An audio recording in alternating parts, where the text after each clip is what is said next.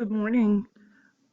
What we will be doing today is just, we're going to work in OneNote another day, and we're going to learn how to copy and paste into OneNote. It is a little bit different, so we're going to do that, and then you're going to have some shortcuts to practice, and you have to write one sentence saying which shortcut is the best or the easiest or the one you didn't know, something about it. I need a complete sentence. So what you will do is you will go to OneNote.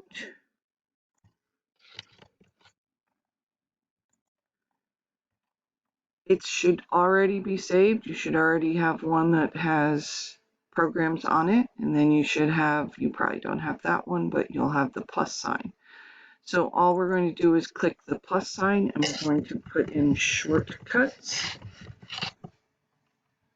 And you can put shortcuts here also. All right, so if you go back to Schoology and in your week ending folder, there is a shortcuts PNG. So I want you to click on it and open it. You can go ahead and say, right click and say copy image. However, when you go over to here, if I right click and hit paste, it doesn't work. It doesn't come up right. So what you need to do is you need to right click, but you need to do this third option. There's three different options. This one is trying to keep everything exactly the same. This is taking and putting the two together.